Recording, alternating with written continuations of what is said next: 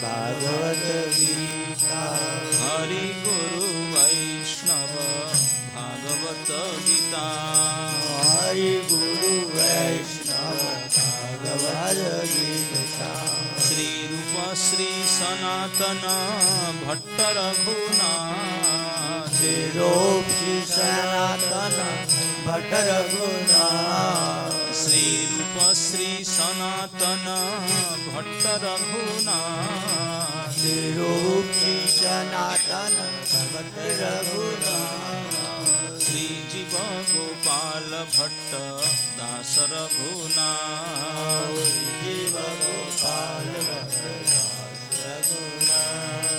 श्री जीव गोपाल भट्ट दास रघुनाथ। श्री जीव गोपाल भट्ट दास रघुनाथ।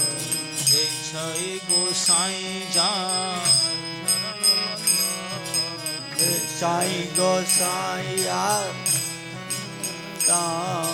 हे छय गोसाईर करी चरण बंदन।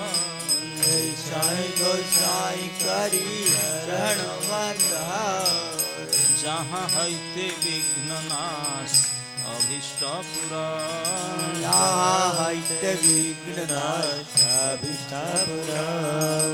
जहाँ हैते विघ्न नाश अभीष्ट पुराण। जहाँ हैते विघ्न नाश अभीष्ट पुराण। हे छय गोसाई जार मुई तार दास। साई गोसाइया मुई तार दास। हे छय गोसाई जार मुई तार दास। साई गोसाइया मुई तार दास। दास बार पद रेणु मोर पंचग्राम। दास बार पद रेणु मोर पंचग्राम। दास बार पद रेणु मोर पंचग्राम। दास बार पद रेणु मोर पंचग्राम। तादेर चरण सेवी भक्त सनेवास। तादेर चरण सेवी भक्त सनेवास। तादेर चरण सेवी भक्त सनेवास। तादेर चरण सेवी भक्त सनेवास। जन्मे जन्म है यही अभिलाष। जन्मे होय यही अभिलाष। जन्मे जन्म है यही अभिलाष। जन्म जन्म होय यही अभिलाष। हे छय गोसाई जबे ब्रज कैला बास। छय गोसाई जबे ब्रज कैला बास। हे छय गोसाई जबे ब्रज कैला बास। छय गोसाई जबे ब्रज कैला बास। राधा कृष्ण नित्य लीला करिला प्रकाश। राधा कृष्ण नित्य लीला करिला प्रकाश। राधा कृष्ण नित्य लीला करिला प्रकाश। राधा कृष्ण नित्य लीला करिला प्रकाश। आनंदे बोलो हरि भज वृंदावन। आनंद बोलो हरि भज वृंदावन। आनंदे बोलो हरि भज वृंदावन। आनंद बोलो हरि भज वृंदावन। श्री गुरु वैष्णव पदे मजायाम। श्री गुरु वैष्णव पदे भजयाम। श्री गुरु वैष्णव पदे मजायाम। श्री गुरु वैष्णव पदे भजयाम। श्री गुरु वैष्णव पाद पद्म करिया। श्री गुरु वैष्णव पाद पद्म करिया। श्री गुरु वैष्णव पाद पद्म करिया। श्री गुरु वैष्णव पाद पद्म करिया। नाम संकीर्तन कहे नरोत्तम दास। नाम संकीर्तन करे नरोत्तम दास। नाम संकीर्तन कहे नरोत्तम दास। नाम संकीर्तन करे नरोत्तम दास। हरे कृष्ण कृष्ण कृष्ण हरे हरे, हरे राम राम राम हरे हरे। हरे कृष्ण कृष्ण कृष्ण हरे हरे, हरे राम राम राम हरे हरे। हरे कृष्ण कृष्ण कृष्ण हरे हरे, हरे राम राम राम हरे हरे। हरे कृष्ण कृष्ण कृष्ण हरे हरे, हरे राम राम राम हरे हरे। हरे कृष्ण कृष्ण कृष्ण हरे हरे, हरे राम राम राम हरे हरे। हरे कृष्ण कृष्ण कृष्ण हरे हरे, हरे राम राम राम हरे हरे। जय राधा कांत राधा राधे। जय राधा कांत राधे। जय जगन्नाथ बलदेव सुभद्रा जय सुदर्शन। जय जगन्नाथ बलदेव सुभद्रा जय सुदर्शन। निताई गौर हरि बोल, हरि बोल, हरि बोल, हरि बोल। जय गौर हरि बोल, हरि बोल, हरि बोल, हरि बोल।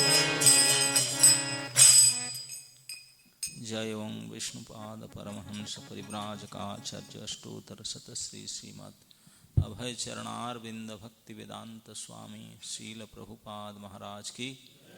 इस्कन संस्थापकाचार्य भक्ति वेदांत स्वामी शील प्रभुपाद महाराज की।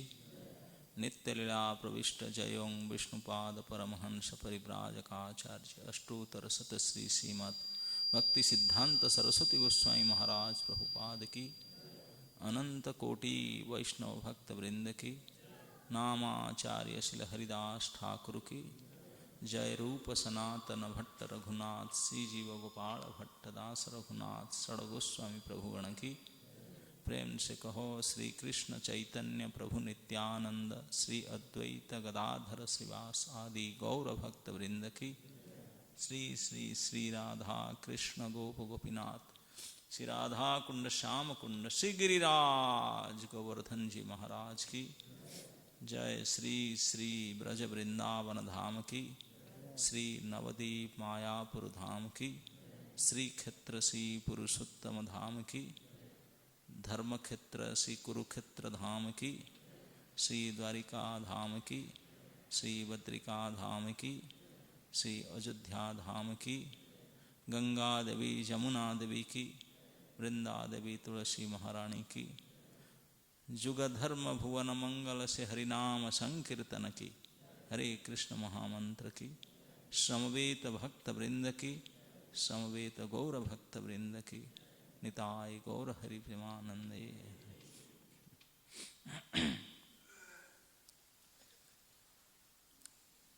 तो आप सबको विदित है कि कल मुख्य प्रतायिनी एकादशी तिथि।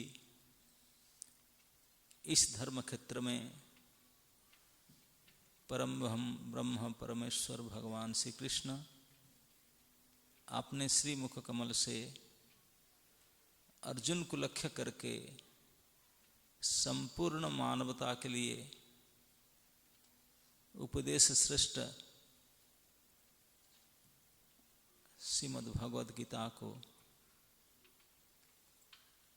व्याख्यान किए थे इस पवित्र भूमि में।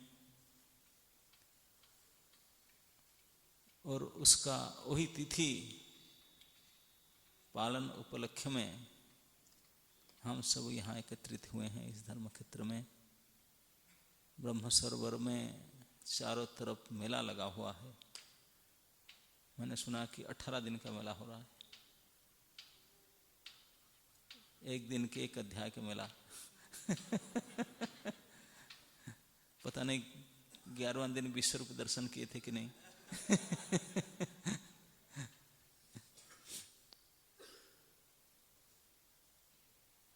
लेकिन मैंने तो सुना कि भगवत गीता भगवान ने बोले थे ज्योतिषार में मेला हो रहा है ब्रह्म सरोवर में। चलो जैसे ठाकुर जी की इच्छा। हम लोग तो ना ज्योतिषार है ना ब्रह्म सरोवर, हम बीच में ही है। ऐसा है कि भगवत गीता बोलने से पहले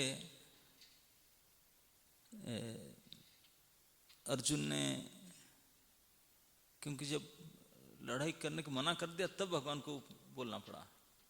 पहले तो राजी था, सब जानते थे लड़ाई हो रहा है। युद्ध होना जब प्रस्तुति हुआ, कल हम बता रहे थे, कहाँ तक गए थे कल हम? युद्ध प्रस्तुति तो नहीं हुआ था ना, अभी तो शकुनी मामा तक, मतलब अभी द्वितक क्रीड़ा हुआ था, वनवास आदि गए, ऐसे 12 साल वनवास में रहे पांडव लोग, 1 साल अज्ञातवास में रहे। कंडीशन रखे थे 12 साल तो वनवास में रहेंगे, चलो बोला हम तो जो आएंगे नहीं, राज्य हम ले लेंगे, भोगेंगे। और रखे थे 1 साल छिप करके रहना, अज्ञात मतलब छिप करके रहना, और हम ढूंढेंगे, हम पूरी कसर से ढूंढेंगे, आप पूरी कसर से छिप के रहना। अगर 1 साल के अंदर आपको ढूंढ के निकाल दिए, पता लगा लिया आपको, तो फिर 12 साल आपको वनवास आएगा। क्या बढ़िया कंडीशन है नहीं? अब बोले हमारे पास तो पूरा सरकार कमांड उनका हाथ में था, पूरे चप्पे चप्पे ढांड लेंगे, 12 साल तक पता लगा कर रखे, पूरा सब एजेंसी करके भी कहाँ जाएंगे गतिविधि रखो, पता लगा लेंगे। लेकिन जिनको भगवान सहारा है उनको क्या करे, वो अपने आईडी चेंज कर दिए, नाम चेंज कर दिए, प्रोफेशन चेंज कर दिए, रुके, लेकिन रूप तो चेंज नहीं किए, कुछ एडजस्टमेंट किए होंगे, पता नहीं जो भी हो, लेकिन पता नहीं कर पाए। 12 साल जो रहे काम्यक वन, काम्य वन आदि में बिताए, ज़्यादा दूर नहीं गए, आसपास में रहे। लेकिन 13वां साल अपने नाम, प्रोफेशन और प्रोफेशनल आईडी ये सब चेंज कर दिए। फोटोग्राफ तो चेंज नहीं हो सकता, कितने भी नाम भाव सरने में चेंज कर दो, फोटोग्राफ चेंज, प्रोफेशन चेंज करो। लेकिन उन्होंने यहाँ से हट करके विराट नगर चले गए। अब भौगोलिक स्थिति तभी जमाना विराट नगर कौन सा था हम नहीं जानते, कई बोलते हैं कि एमपी में था, लेकिन नेपाल में इंडिया बॉर्डर में विराट नगर आज भी है। और यहाँ मानते हैं, मान्यता है कि वही विराट नगर में गए थे, क्योंकि विराट पुत्री नेपाली थी। नेपाल में है ना विराट नगर, वो उत्तरा, उनको शादी की अभिमन्यु ने। परीक्षित महाराज भी नेपाली की शादी किए थे, उनका पत्नी भी इरावती, वो भी वहीं की थी। तो इसलिए विराटनगर में छिपे जा करके, तभी नेपाल भारत का पार्ट था। नेपाल, बांग्लादेश, इंडोनेशिया, श्रीलंका, ये पाकिस्तान, और भारत के पार्ट था, ऐसा भारत का पार्ट था। ऐसे बाद में धीरे धीरे धीरे अलग अलग हुए। इवन ये जो काबुल, कंधार, ये सभी भारत के पार्ट थे। तो वहाँ जाकर के छुपे। अब जाकर के नौकरी के लिए अप्लाई किए, बोले नौकर बनकर रहेंगे। विराट राज के पास पहुँचे, अपना अपना जो बायोडाटा दिखाए, तो इसीलिए सिलेक्ट हो गए। भीमसेन दिखाया कि मुझे कुक का अपॉइंटमेंट कर लीजिए, आप जितने भी लोग लाइए और एक बार प्रसाद खा कर देखिए, सिलेक्शन फिर मुझे बताना। हमें बताया था उनके हाथ में अमृत था, तो एक बार टेस्टेड हो गया।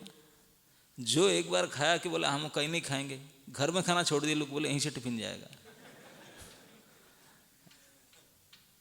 तभी जमाने में घर में सब खाते थे, लेकिन भीमसेन का जो टेस्टेड किए, जो भी राज परिवार राजमंत्री सब बोले कि हम तो सब वहीं से खाना लेकर खाए। और जितने भी लोग आए, जो एक बार वहाँ विराट नगर में वहाँ एक बार खाया, तब तो क्योंकि अमृत था, इसे खाते थे। भीमसेन अपॉइंटेड हो गए एज कुक।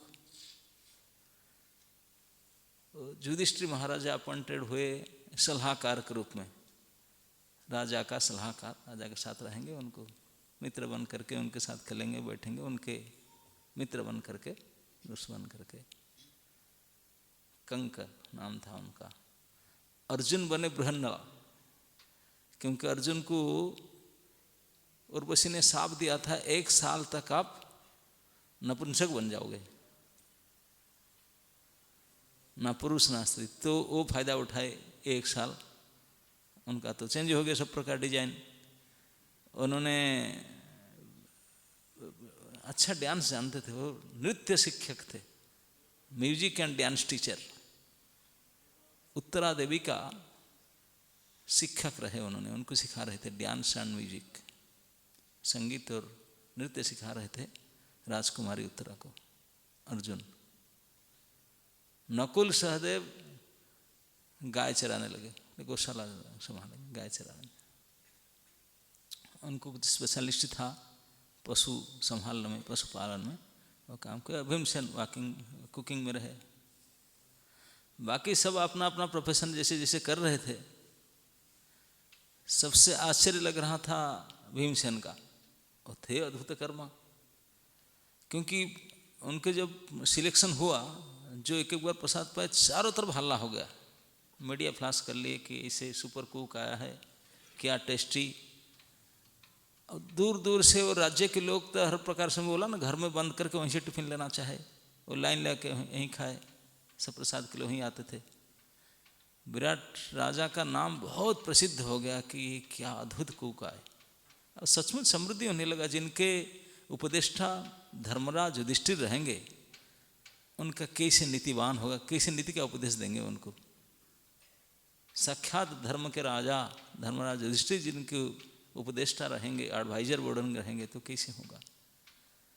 और कुके रहेंगे, और जिनके ये पांचों पुण्य धर्मात्मा, बड़े बड़े उच्च कोटि के भक्त और भगवान के अति प्रिय थे, वो जहाँ रहेंगे तो वहाँ सारे शुभ, सब सफलता, धर्म, सब कुछ वहीं रहेगा उनके साथ। तो ऐसे परम वैष्णव परम भक्त जा रहे, तो यहाँ समृद्धि होना तो साधारण सा बात है। तो विराट राज्य उत्तरोत्तर समृद्धि को प्राप्त करने लगा। देखते रहे तो बोले इतने बड़े बढ़ते प्रोग्रेस करते हैं कि बात क्या है, बात क्या है। गुप्तचर जाते थे, पता लगा नहीं पाते थे, लेकिन पता लगा पाते थे क्योंकि तो नाच सिखाने वाले को कौन देखता है, वो कब सिखाते उसको। और ये एडवाइजरी बोर्ड में कोई गाय चराजे जंगल में, उनको तो पता नहीं लगता, केवल हाईलाइट में आते थे कुक। वो क्या करते थे, क्योंकि लोग इतने बढ़ गए संख्या। पहले शायद आप लोग जैसे 200-500 के बनाते होंगे, उनका एवरीडे फेस्टिवल होता है, कई हजारों संख्या में कुकिंग हो रहा था। भीमसेन जब से कुकिंग संभाले तो लाखों की संख्या में लोग प्रसाद लेने के लिए आए, लाखों की संख्या में, इतने डिमांड बढ़ गया। और तभी ज़माने में गैस चूल्हा नहीं था, इतने प्रकार के हाईटेक किचन से वो नहीं होता था। साधारण लकड़ी जला करके कढ़ाई में, तो उन्होंने वेजिटेबल मंगाते थे। आजकल तो ट्रक लोड आता है, ट्रक नहीं था, बैलगाड़ी से नहीं तो जैसे गाड़ी से आता था, गाड़ी से वेजिटेबल आता था अनेक संख्या में, लाखों लोगों के लिए। हम तो कोई सोच नहीं सकते मेनू बनाने के लिए कई लाखों का। तो सब्जी कौन काटे, बनाने तो बॉयल कर दो, काटने वाला बहुत लेबर लगता है।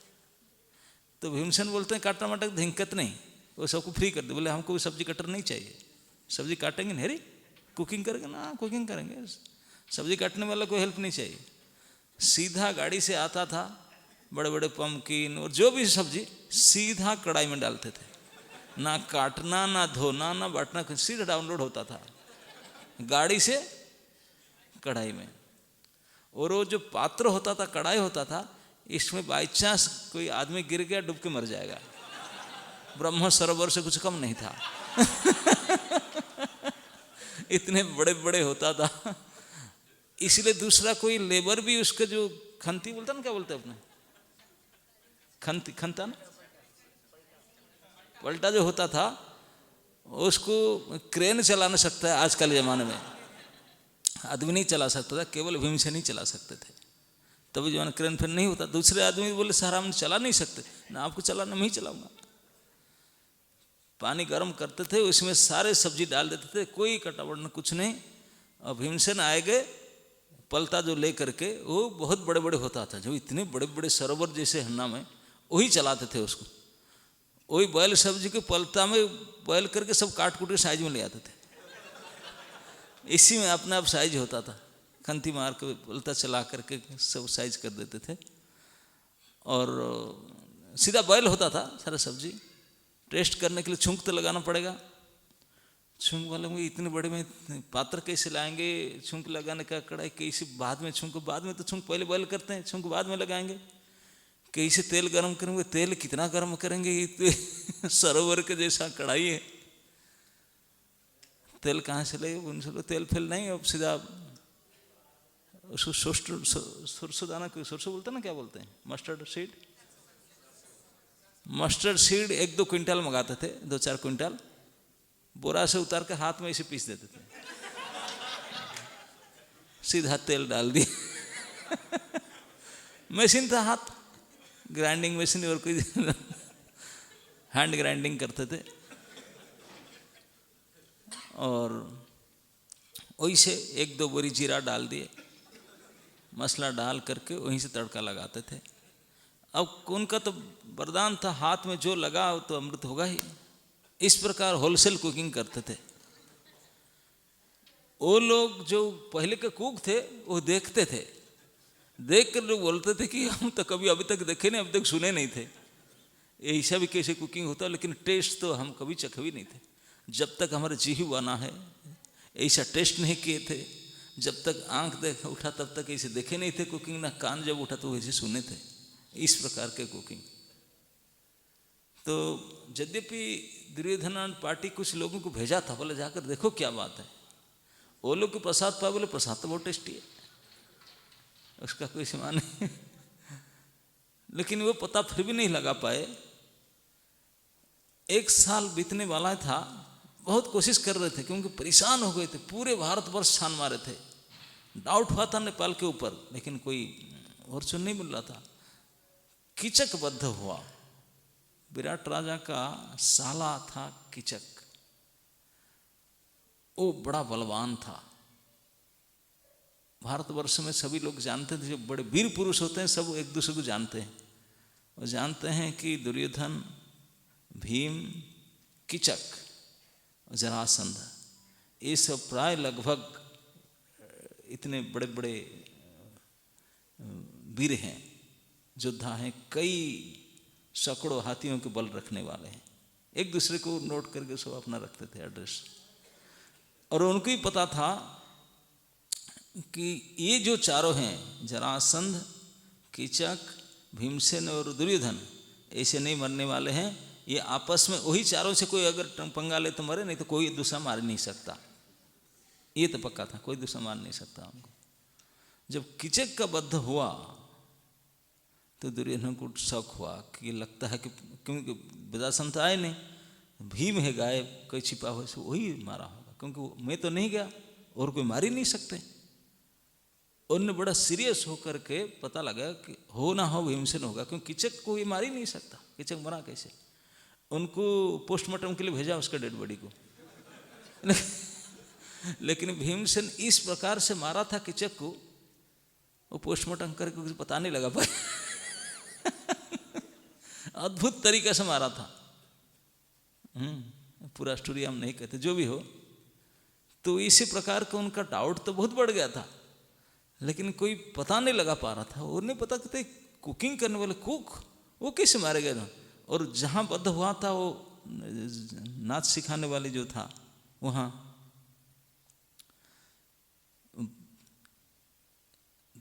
द्रौपदी भी थी उनके साथ में। द्रौपदी नाच सिखाती थी, वो म्यूजिक सिखाती थी अर्जुन।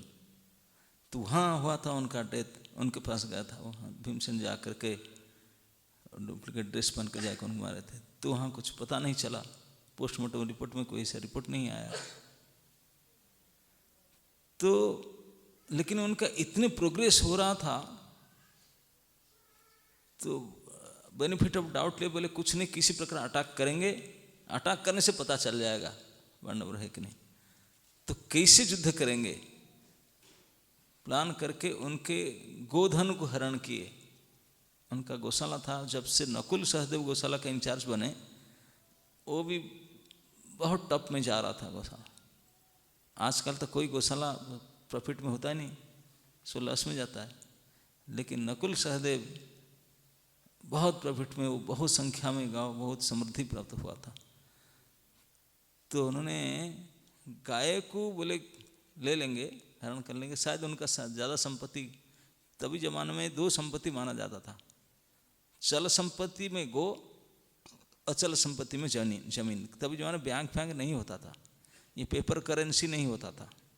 आजकल जैसे कितना किसका बैंक बैलेंस हो इतने धनी माना जाता है, तभी जमाने में गोधन, गाय को धन माना जाता है, गोधन नहीं तो जमीन भूमि धन, यही दोनों संपत्ति, भू संपत्ति और गो संपत्ति, इसी को संपत्ति माना जाता था। तो राजा था, भू संपत्ति तो था ही, और गो संपत्ति भी था, प्रचुर परिमाण में गो था उनके पास। बोला जब गायों को हड़प लेंगे, दुर्योधन को प्लान किया था सबको निकलने। तो उनके गौशाला को, जो गौशाला तो एक जगह क्योंकि लाखों संख्या में गाय थे, अलग अलग जगह में, बड़र में, जंगल पहाड़, जहाँ वही गाय लेकर रखते थे।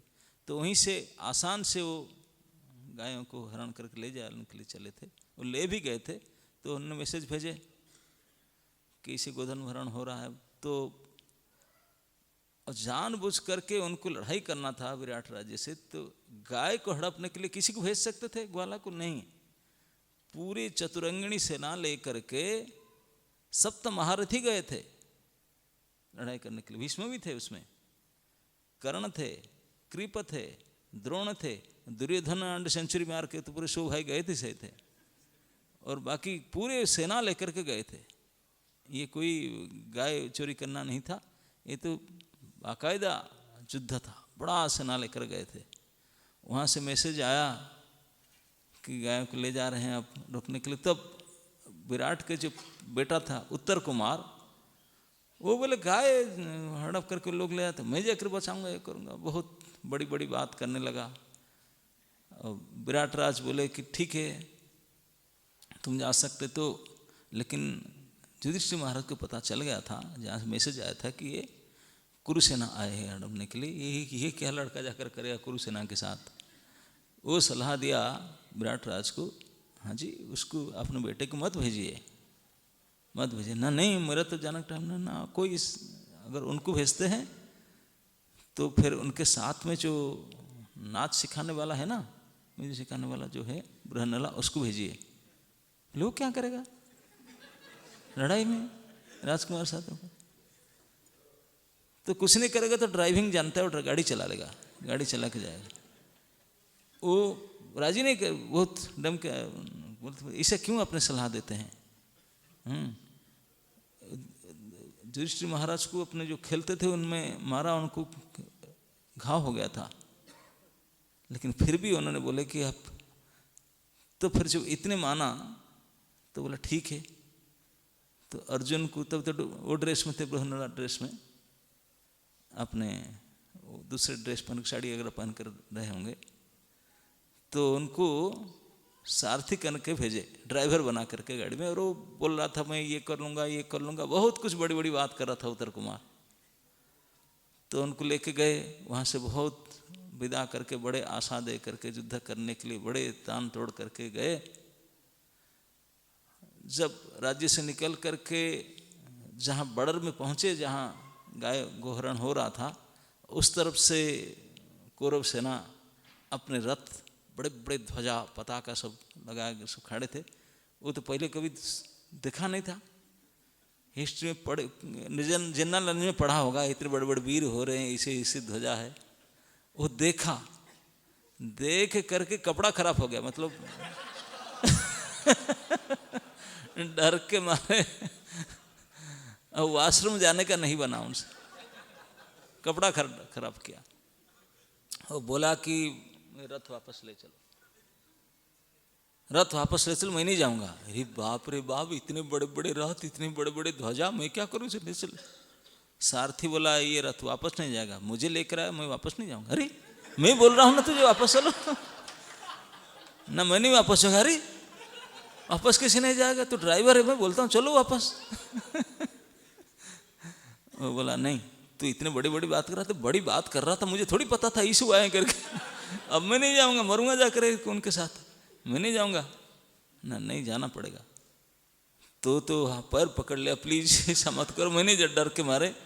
तो फिर अर्जुन अपना ट्रेस, अर्जुन को पता था, काउंटिंग कर लिया था उन्होंने कि ईयर इज ओवर, साल पूरा हो चुका है। बोला ठीक है, अगर आप डर रहा है आप गाड़ी चलाओ, मैं बैठता हूँ। तुमको लड़ाई करना आता है? धनुष बाण पकड़ चला सकता ना? हाँ मैं चला सकता हूँ। अच्छा, मैं पता ही नहीं आप चला सकते। तो अर्जुन ने अपना नाम बताया उनको, बोला तुम नहीं जानता मैं कौन है, मैं अर्जुन हूँ। अर्जुन हो? बोला वही अर्जुन जो हस्तिनापुर में भीष्मादि उनके साथ पांडुपुत्र अर्जुन ना? हाँ, मुझे विश्वास था आप अर्जुन हो, आप तो यहाँ नाच सिखाने वाले थे। अर्जुन का 10 नाम बता सकता है? अर्जुन को पूछ रहे बच्चा था। अर्जुन बोला तो क्या कहूँ, चलो तो गाड़ी चलाओ। लेके गया जहाँ उनको रखे थे, क्योंकि विराट राज्य जाने से पहले राज्य के बॉर्डर में एक जगह पर जंगल में अपने अस्त्र गांडीव धनुष और बाण से रख कर गए थे। पहले बोला यहाँ ले चलो, तू मुझे विश्वास नहीं करता, मेरा धनुष निकालता हूँ, ये रखा हुआ है। लेके गए, जब धनुष निकाला उनने गांडीव और बाण, तब बाप रे बाप, बोला आप वही है? अगर स्मार्टफोन हो तो फोटो फोटो खींच कर सबको भेजता हो, नहीं था तभी उसका पास में। तब तो डर रहा था, लेकिन फिर भी बोला तू गाड़ी चलाओ, तेरे ऊपर कुछ नहीं, मैं रिस्क ले रहा हूँ, मैं लड़ूंगा। अब अर्जुन गए, उनके सामने में अकेले थे अर्जुन, उनके सामने में ये सारे कुरुवाहिनी था, कंप्लीट कुरुसेना, सभी चुने हुए बड़े बड़े अतिरथी महारथी रथी सब थे। अर्जुन जा करके गांडीव के टंकार किए तो सभी सुन के बोले तो अर्जुन का धनुष का ध्वनि है। अर्जुन कैसे दुर्योधन चिल्ला, बोले हम जीत गए, हम पता लगा ले अर्जुन ही है। तो भीष्म ने द्रोण ने बोले मूर्ख कहें कि उनका डेट पूरा हो चुका है, अभी करने से क्या कहूँ, डेट ओवर उनका 1 साल पूरा हो चुका है, इसीलिए वो पहचान दे रहा, नहीं तो नहीं आते थे, यहीं थे तो पहचान नहीं कर पाया, अब तो टाइम ओवर। उस बात सुनकर गुस्सा कर, लेकिन अकेले अर्जुन ने एक दिन में, जैसे आजकल मैच होता ना, पहले तो इनिंग्स मैच होता था क्रिकेट, आजकल वनडे मैच होता नहीं 20 ओवर्स, वो भी तो एक दिन लगता है, लेकिन अर्जुन के एक दिन में नहीं, आधा दिन में ऑल आउट कर दिए, हाफ डे मैच ओवर। उन्होंने सम्मोहन बाण मारे थे और भीष्म द्रोण कृपा कुछ सम्मोहित हो गए, अचेत हो गए, सो गए। जा करके सब कपड़ा उतार लाए थे उनका, लड़ाई क्या करें, कुछ युद्ध नहीं हुआ था। उनको सम्मोहित करके केवल गुरुजन को छोड़कर बाकी सबके दुर्योधन का कपड़ा उतार के ले आए थे, इस बुरी हाल किए थे, इस प्रकार परास्त किए थे उनको। तो उसके बाद में और अपमानित हो गए, एक तो टाइम ओवर बोले कि नहीं ढूंढ नहीं पाए, और इस प्रकार से पराजित हुए। और आ करके डिसीजन ले लिया, जो पहले था कि कुछ करेंगे आने के बाद विचार, लेकिन बोला तो अभी तो सुई के नोक पर जमीन नहीं दूंगा, युद्ध करना है, बदला लेना है उनसे। युद्ध की तैयारी के लिए सेटअप करने लगे, तभी विराटनगर में थे, क्योंकि जब उनको पता चल गया विराट राजा को ये तो अर्जुन है, युधिष्ठिर तो बहुत क्षमा मांगा, आपने वो संभाला? बोला मुझे पता नहीं था, आप ऐसे महंत, आप शुभ हैं। तब उन्होंने तुरंत बोला कि मैं बेटी को शादी देना चाहता हूँ आपके साथ, आप स्वीकार कीजिए। अर्जुन बोले वो मेरा स्टूडेंट है, मैं इसे कैसे शादी करता हूँ, मेरे बेटा को शादी करा दूंगा। तब जब उन्होंने वनवास शादी में गए थे, द्रौपदी तो उनके साथ गई थी, लेकिन अर्जुन का विवाह हो चुका था सुभद्रा से, लेकिन सुभद्रा को उन्होंने अपने मायके को भेज दिए। बोले हम अभी जा रहे हैं, कोई रिस्क नहीं, आप द्वारका चले जाओ। अब अभिमन्यु छोटे थे, बिल्कुल छोटे बालक अवस्था में थे, तो अभिमन्यु का स्कूलिंग और उनका ट्रेनिंग द्वारका में हुआ था। बलराम, अनिरुद्ध, प्रद्युम्न, वो उनको श्रद्धा से सब कुछ सिखा दिए थे, इसलिए 12-14 साल से वो PhD कर चुका था। सारे जो अपग्रेड सब विद्या सब दे देते थे, बलराम स्वयं उनको सिखाते थे, प्रद्युम्न, अनिरुद्ध आदि सबके प्रिय पात्र था। क्योंकि कितनी भाभियां हैं? केवल कृष्ण का तो 16,108 भाभी है ना, और बलराम जी के 2 हैं, और इतने भाभियों में ये क्या होंगे? सुभद्रा क्या होंगे? क्या बोलते हैं? ननंद। ननंद देखी है, एकलौती ननंद, हाउसफुल भाभियों में 10 किलोमीटर तक भाभियों को महल, ननंद केवल एक ही है। तो एवरीबडी, सारे भाभियां, पूरा परिवार के सबसे लाडली बन करके सुभद्रा थी। वो थी ही, सुभद्रा को जितने स्नेह करते थे कृष्ण और बलराम और वसुदेव, सभी करते, तो उनके भाभी लोग तो उनसे भी ज़्यादा करते थे। तो उनके एकलौती ननंद के एकलौता बेटा वो छोटा, और उसको तो सभी प्रेम से सिखाते थे। और वहीं द्वारका में उनका सारे पढ़ाई लिखाई ट्रेनिंग सब कुछ वहीं हुआ था, और वहीं नहीं छोड़ना चाहते थे, बोले यहीं रहो। लेकिन मैसेज आया वहाँ से, अर्जुन का मैसेज आया कि सुभद्रा को भेज दीजिए, हमारा टाइम वनवास का, अज्ञातवास का पूरा हो चुका है। वो भी कुछ बोल सकते थे, नहीं अभी नहीं भेजेंगे, बाद में अपना सेटल हो जाओ, अपनी लड़ाई झगड़ा, अब तो कुछ आपका रहने का घर घट नहीं। अर्जुन भेजे कि मैं अभी नहीं बुलाता, लेकिन मैं चाहता हूँ कि यहाँ विराट पुत्री उत्तरा के साथ विवाह के प्रस्ताव, प्रपोजल आया है, मैं चाहता हूँ अभिमन्यु को उनके साथ शादी करा दूँ, तो इसीलिए मैं बुला रहा हूँ। अच्छा, पिताजी बुला रहे हैं पुत्र को विवाह के लिए, तो कोई मना नहीं क्यों कर सकते, और पति के आदेश से पत्नी मना नहीं कर सकता। तो विदा होना पड़ा।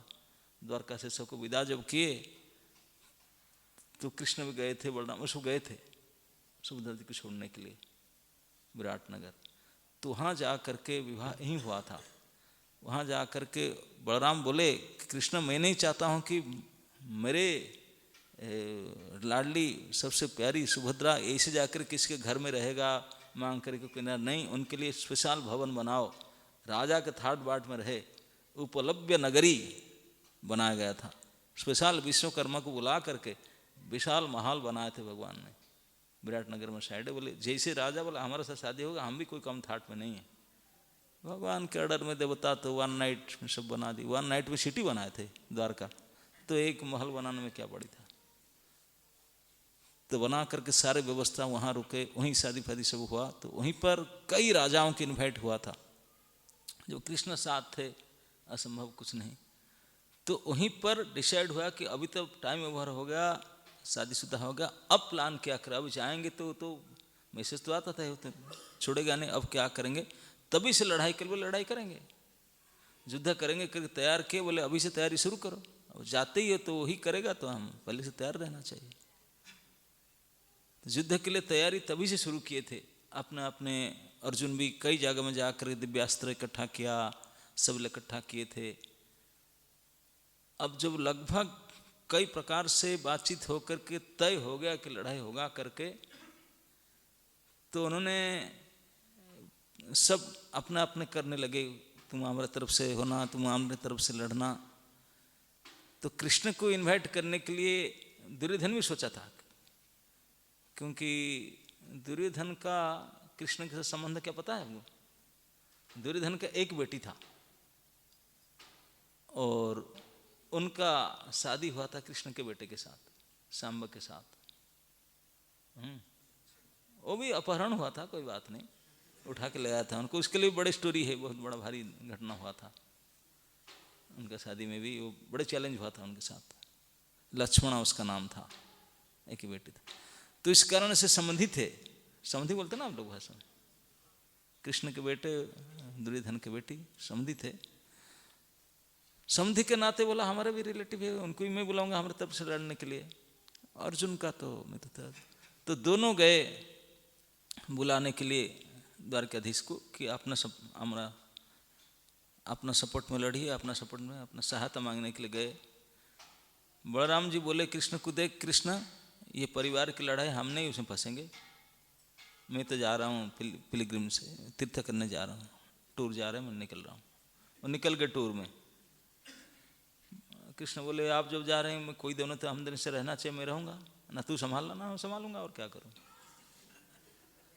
तो भगवान जानते हैं कि ये दोनों आए। दुर्योधन तो राजा था, अपना तो मर्सिडीज गाड़ी था, मतलब रथ था उनका। वो अब अर्जुन के पास राजा था नहीं, वो पब्लिक ट्रांसपोर्ट में आया है ना, नहीं बस लेकर के ऑटो फोटो पकड़ कर आया होगा। तो पहुंचने में लेट हुआ पहुंचे, वो फास्ट ट्रैक गाड़ी में आकर पहुंच गए। जब भगवान ने जानबूझकर रेस्ट ले रहे थे, भगवान ने रेस्ट लिए थे। दुर्योधन को गेट के ऊपर देखा नहीं, भाई समधी है वो तो जाएंगे, चला गया। भगवान भवन में रेस्ट ले रहे थे, बोला चलो रेस्ट कर रहे हैं, जब उठेंगे बात करूंगा। एक चेयर खींच करके उनके सर के पास बैठ गए। मानी है ना, दुर्योधन महामानी है, बोला मैं क्या इधर सर के पास बैठा, चेयर खींच करके, उठेंगे बात करेंगे। एक आधे घंटे के बाद में अर्जुन पहुंचे, कहाँ से चेंज चांज करके ट्रांसपोर्ट किसी पहुंचे। तो अर्जुन को अलाउ कर दिया। तो सब जानते हैं अर्जुन तो प्रसिद्ध है, भगवान के परम मित्र है। अर्जुन जाके देखे भगवान सोए हैं, दुर्योधन जी बैठे हैं। अब पूरा झुककर तो प्रणाम करेंगे नहीं, दोनों लड़ेंगे। और भी देखा कि भगवान सोए हैं, तो चेयर नहीं लाया, नीचे बैठ गए पैर के पास में। बोले जब प्रभु सोए हैं, चरण के पास में बैठा हूँ, सेवा का सुयोग है करने, धीरे धीरे धीरे चरण दबाने लगे। इस प्रकार के चरण दबाने लगे ताकि नींद और बढ़ जाए, टूट ना जाए। सेवा करने लगे। दुर्योधन हंस रहा था, बोले क्या करे, जंगल में रहकर तो अपना इज्जत खोक रहा है, चरण दबा रहा है, अरे ये ग्वाला है, तुम राजकुमार हो, क्या कर रहा है। लेकिन दुर्योधन सेना नहीं जानता, अर्जुन तो चरण दबा रहा था। थोड़े समय भगवान नींद आंख खोले, उठे तो किसको देखेंगे, जो पैर में उसी में नजर जाएगा। सर के ऊपर जो बैठे देखेंगे तो है नहीं, देख नहीं सकते। अरे अर्जुन कब आए, कैसे आए, ऐसे ना। अर्जुन बोले हम के सब मैं आपके इनवाइट करने के लिए आया हूँ, हम तो सहायता के लिए। दुर्योधन चिल्ला कर उठा, मैं घंटे भर पहले से बैठा हूँ, बात उनसे बात करने जा रहा है। भगवान अच्छा आप कब आए, मुझे देखा नहीं, आप यहाँ बैठे हैं छिप कर क्या, मैं सर के पास बैठा, सर के पास मैं ऐसे करके देखूंगा क्या, अब यहाँ बैठा, सब नजर इधर गया। तब दुर्योधन चेयर खींच करके उधर साइड में बैठा। बताए क्या बात ना, मैं भी इसलिए आया था, आपको बुलाने के लिए पहले आया हूँ मैंने।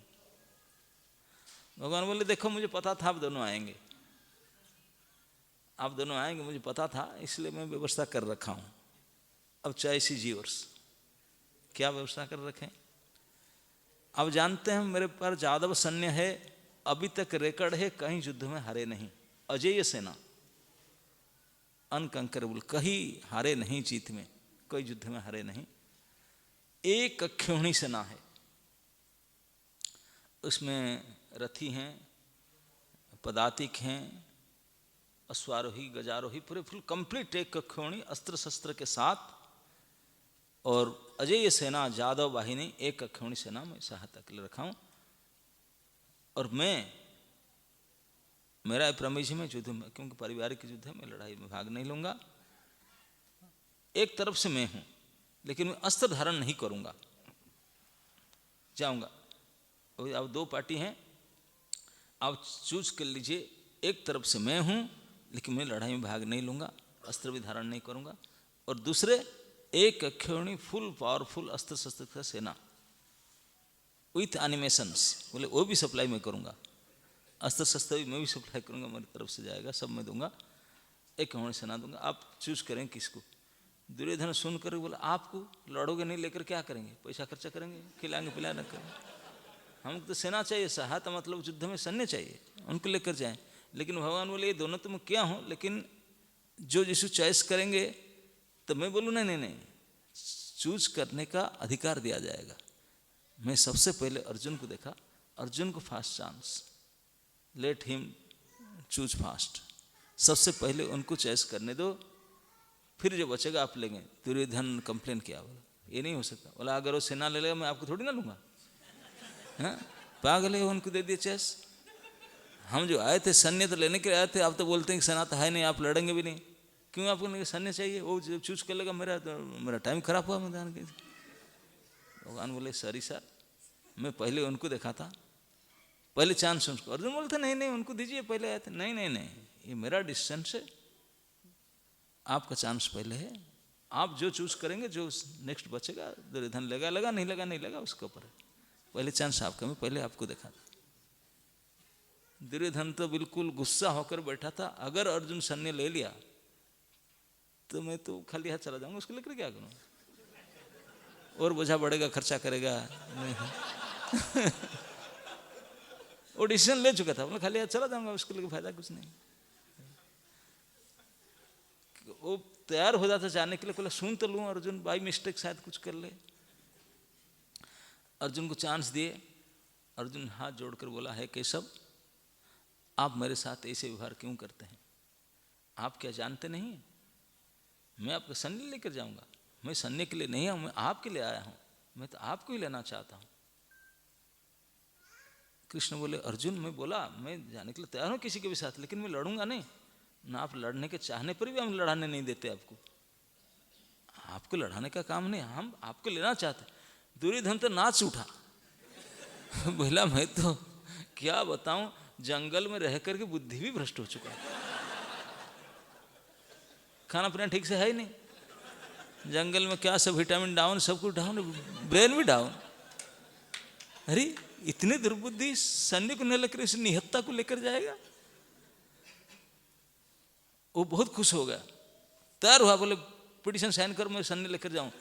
भगवान बोले नहीं नहीं नहीं, ये अभी ठीक से है नहीं, पब्लिक ट्रांसपोर्ट आया, थक्का मंदा आया, ऐसे ले लिया, और एक चांस। अर्जुन सोच लो, विचार कर लो, ऐसा मत करो, लड़ाई है, महायुद्ध में सहायता मांगने आया हो, ये मेरे अजय सेना है, सोच लो, और एक चांस देता हूँ। दुर्योधन बिगड़ गया, बोले let him give one more chance, one more chance भगवान ने दिए। अर्जुन कहे प्रभु मुझे एक मोर चांस, सैकड़ों चांस मुझे दो, मैं आपको छोड़कर किसी को नहीं लूंगा, और आपको युद्ध करने की प्रतिज्ञा करे तभी हम युद्ध करने नहीं देंगे आपको ना, हम आपको, हम ही युद्ध करेंगे, आप क्यों युद्ध करेंगे, हमारे किस लिए लेंगे, बस हमारे साथ रहना, आप हमारे जीवन के आधार है, हमारे साथ आप रहे, बाकी आपको कुछ नहीं करना, करेंगे तो हम। दुर्योधन तो इतने खुश हो गए, इतने खुश हो गया, खुशी के मारे जादव सैनिक लेते, सैनिक में दो सेनापति थे, कृतवर्मा और सात्यकी, दोनों आकर बोले देखिए हम, आप प्रभु हम भेज रहे हैं उनके साथ, ये अधर्म के साथ, अधर्म पुरुष उनके साथ जाएंगे। सात्यकी तो वो पैर पकड़ लिया, बोला प्रभु क्षमा करें, अर्जुन से मैं अस्त्र विद्या प्राप्त किया, वो मेरे गुरुजी हैं, गुरुजी के साथ मैं लड़ाई कर ही नहीं सकता, मुझे भेजते क्यों हैं, मैं लड़ूंगा नहीं, मुझे क्षमा करें, मुझे उनके साथ दे दीजिए, अर्जुन के साथ मैं रहूँगा, मैं उनके साथ नहीं जाऊँगा। तो दुर्योधन बोला okay okay let him go, उनको गुरुजी मानता है, गड़बड़ करेगा हमारे साथ आकर, और क्या उनके फेवर करके मेरे ओर से लड़ेगा तो गड़बड़ करेगा, बेटर लेट हिम गो।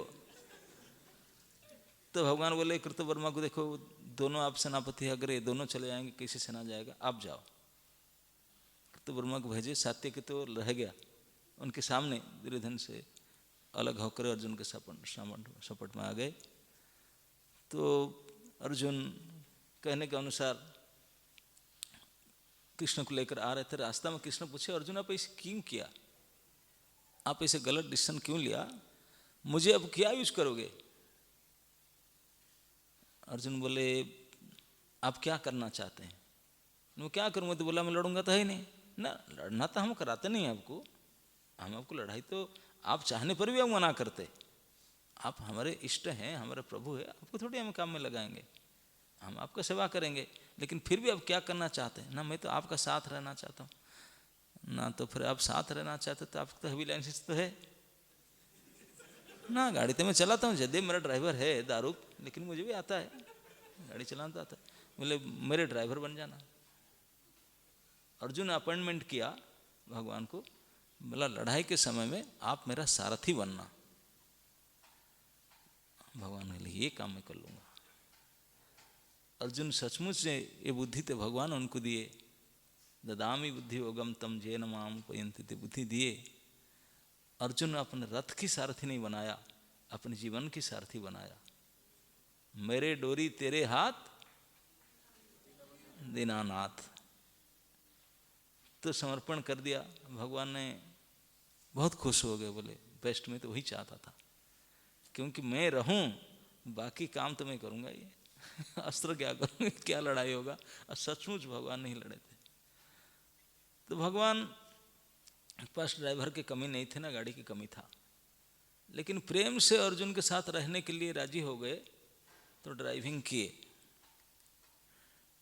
वो भी आते समय में दूसरा ड्राइवर लेकर आया उनको।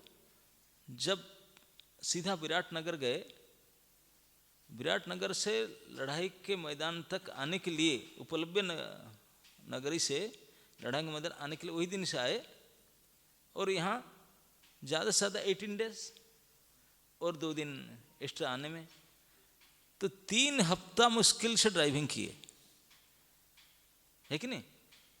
आप बताए कोई बड़े आदमी हो जिनका कितने कार हो, बहुत सारे कार हो, कितने ड्राइवर रखा हो, शौक में ड्राइविंग कोई कर लेता होगा, लाइसेंस रखा होगा उनके पास, लेकिन उनको ड्राइवर कहना क्या अच्छा बात है? कोई कहेंगे ड्राइवर? नहीं। लेकिन श्री भगवान कि कितने उनके ड्राइवर है, कितने गाड़ी है, लेकिन वो अपने प्रेम से अर्जुन की हेल्प करने के लिए ओनली फ्यू वीक्स, 2-3 हफ्ता गाड़ी चलाए थे। वो भी कहाँ चलाए थे? वहाँ से यहाँ तक लाए, यहाँ तक बोले यहीं से लेना आधा किलोमीटर, यहाँ चलाना क्या है, यहीं रहना, वही लड़ाई हुआ। थोड़ा तक लेना, आधा किलोमीटर फिर लेना, दिन भर तो लड़ाई करना है, गाड़ी क्या चलाना। इसी के लिए हम सभी उन्हीं के पार्टी के लोग, कृष्ण के ही भक्त, उनको बोलते हैं पार्थसारथी, पार्थसारथी, पार्थसारथी की जय हो। ड्राइवर ड्राइवर बोलते हैं उनको। इतने बड़े सम्मानीय अधिकारी, हम उनको खोल कर क्या बोलते हैं? आप अर्जुन के ड्राइवर हो, जय हो, आपके ड्राइवर साहब की जय हो। प्रणाम करते, प्रभु जी, ड्राइवर प्रभु जी। आपको जय हो। अब प्रभु जी भी इतने विशाल मंदिर बना रहे ड्राइवर के लिए, पार्थ सारथी मंदिर। हाईलाइट करेंगे ड्राइवर को। अरे इतने बड़े सम्मानीय व्यक्ति, उनको सम्मान से कोई ड्राइवर बोलेगा? ड्राइवर तो फिर भी एक काम है, हम लोग तो उनको चोर भी बोलते हैं। प्रणाम करते हैं, आरती उतारते हैं। एक स्टेशन है बालेश्वर में, साइन बोर्ड लिखा है कि खीर चोर गोपीनाथ मंदिर। बताओ 800 साल पहले किसके लिए कब खीर चोरी किए थे? हम चोर, ब्रांडेड चोर मान लिए। उनसे बढ़कर सम्मानित व्यक्ति कौन होगा? लेकिन फिर भी तो अर्जुन के ड्राइवर के रूप में अपॉइंटेड हो गए भगवान। तो विराटनगर गए, वहाँ जा कर के बोले अभी तो लड़ाई के हिसाब से आए, तो सारे व्यवस्था हो गया। तो अभी युधिष्ठिर महाराज फिर भी लास्ट तक बोलते थे कि केशव कुछ भी करो, मैं नहीं चाहता हूँ कि इतने बड़े धन जीवन क्षय हो, इतने क्षेत्रीय नाश हो जाएगा, विश्व युद्ध हो जाएगा, वो कुछ आप करो। बोले मेरे भी दोष देंगे सभी ऋषि महर्षि, आप आदेश दे, मैं एक बार दूत बनकर जाऊं, एक चांस मुझे भी लेना है, ताकि लोग मुझे निंदा ना करे। मैं एक बार जाऊंगा पर्सनली, संधि दूत बनकर, शांति दूत बनकर जाऊंगा। अब प्रयास करूंगा, अगर युद्ध रुक गया तो कोई बात नहीं। तो तैयार हुए। युधिष्ठिर महाराज खुश हुए, लेकिन बोले कि केशव मैं नहीं चाहता हूं कि आप जाओ। किंग युधिष्ठिर बोले कि ये दुर्योधन जो है is not a good man, ये अच्छा आदमी नहीं है, आपका साथ कैसा बर्ताव करेगा, व्यवहार करेगा, मैं नहीं चाहता हूँ कि आपको अपमानित करे और किसी को। जब कृष्ण बोले लेकिन मैं नहीं जाऊँगा तो दुनिया मुझे कोसेगा, इसलिए लेट मी टेक चांस। अब मैं जाकर समझाऊंगा, नहीं होगा तो नहीं होगा। दुनिया में मुझे कोई लोग बोलेंगे नहीं कृष्ण साथ था इसे नहीं रुके, आज तक भी लोग बोलते हैं, बड़े बड़े लोग आज भी बोलते हैं गीता के आधार पर, बोले एक कृष्ण को तो मानते हैं जो इतने उपदेश दिए, लेकिन वो कृष्ण को भगवान नहीं मानेंगे जो 1000 लोग को मरवा डाले युद्ध करके, वो कैसे भगवान हो सकते। तो भगवान एक बात जानते थे पहले, पहले मैं एक बार संधि प्रस्ताव लेकर जाता हूँ, लोग मुझे बाद में कोई नहीं दोष देगा। दुर्योधन को समझा कर निकले, जब संधिदूत बनकर शांतिदूत बन करके निकले, शांति प्रस्ताव लेकर के युधिष्ठिर महाराज की ओर से, युधिष्ठिर महाराज जाते समय आकर आलिंगन किए, भगवान को प्रणाम किए। युधिष्ठिर महाराज बड़े थे, कृष्ण हमेशा उनको पैर छूते थे युधिष्ठिर महाराज का। बोले केशव आप जा रहे हो, मेरे तो मन नहीं कर रहा है कि आप भेजने के लिए, लेकिन आप जा रहे हैं, ठीक है, धर्मध्वजी धर्म को रक्षा आप करते हैं, आप जा रहे हैं, लेकिन अब आप जो बात करेंगे आप करेंगे, मैं उसके बारे में कुछ नहीं बोलूँगा। मेरे तरफ से मैं ही रिक्वेस्ट करता हूँ, ना बोलिए, ना मेरी माँ ऐसे पति ही ना अबला, उनका पति नहीं है, इस अवस्था में कितने फास्टिंग की, कितने कष्ट सहन की, हम लोग को बचपन से 5-5 शिष्यों को ग्रो किया, कितने व्रत तपस्या, कितने अपमान, कितने कष्ट सह करके अभी हम उनके साथ नहीं है। जीवन भर से हम बचपन से देख रहे हैं कि कष्ट ही सहती है, कष्ट सहती है। हम जैसे 5-5 को मेंटेन के लिए, एक लड़के को मेंटेन के लिए आप लोग जानते होंगे, 5 लड़के, पति नहीं, कोई सपोर्ट नहीं, इतने दुखिया माँ है, दुखिनी, उनके चरण में मेरा प्रणाम, मेरे भाइयों के साथ प्रणाम कहेंगे। क्या रो पड़े युधिष्ठिर महाराज, बोले केशव क्या ऐसा कभी दिन आएगा नहीं जिस दिन हम ये संकट से उतर करके अपने दुखिया माँ को थोड़ा सुखी कर सके, ऐसे कभी होगा नहीं क्या। कृष्ण बोले युधिष्ठिर ऐसा मत ना, इसी के लिए तुम्हें ज़्यादा दिन नहीं हो जाएगा।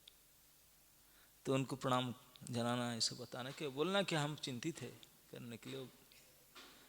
अब उसके बाद में भीष्म भूरिश्रव सब एक एक नाम लेकर बोले, उनको सब मिलना कि हमारे सर्व हितैषी हैं।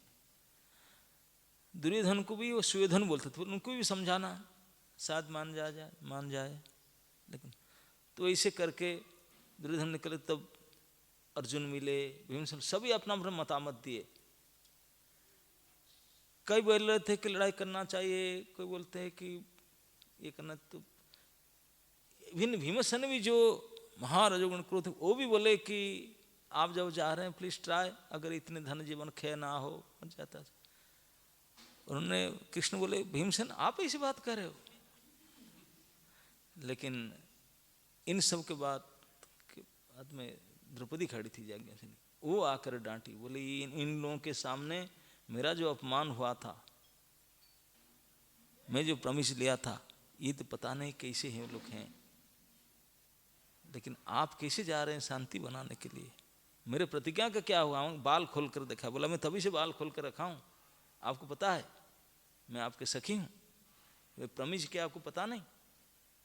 दुशासन के ब्लड में बाल बांधूंगी मैंने, होगा कैसे आप जब शांति बना संधि करके आएंगे, जा करके एग्रीमेंट साइन करके आएंगे। तो मेरा भी सुन लीजिए। इन सभी का भिन्न भिन्न प्रकार के मत को लेकर के भगवान चल पड़े उपलग्न नगरी से। अब मैसेज तो पहले आ चुका था, नारद जी पहले इन्फॉर्मेशन दे, इन्फॉर्मेशन मेरे थे, मीडिया सुपर मीडिया था, नारद जी वो खबर दे देते आकर के चल पड़े हैं। शांति दूत के रूप में भगवान वासुदेव आ रहे हैं। धृतराष्ट्र बुला करके दुर्योधन को बोला बेटा अब देख लो, अगर उनको किसी प्रकार से प्रसन्न कर लिया, खुश कर लिया, तो बाजी मार लोगे, क्योंकि उनको प्रसन्न कर लिया मतलब आपका सब कुछ शुभ हो जाएगा।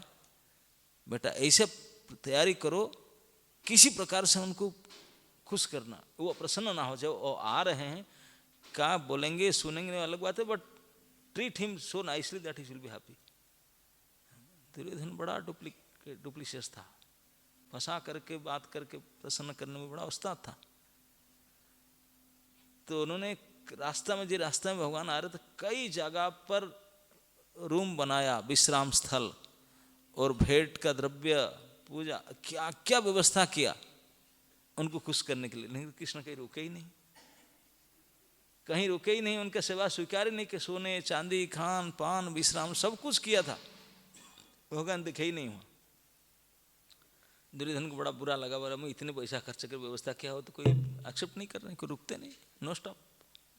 रुकते थे, यहाँ थोड़ा विश्राम 10 मिनट रुकिए, थोड़ा चाय पानी पी के जाइए, नहीं, कहीं नहीं रुके, आ गए सीधा हस्तिनापुर में। हस्तिनापुर में भी स्वागत करने के लिए बोलिए मेरे नगर है, बिल्कुल एक भवन को सजा करके रखा था, कंप्लीट भवन को सजा हुआ था उनके रहने के लिए।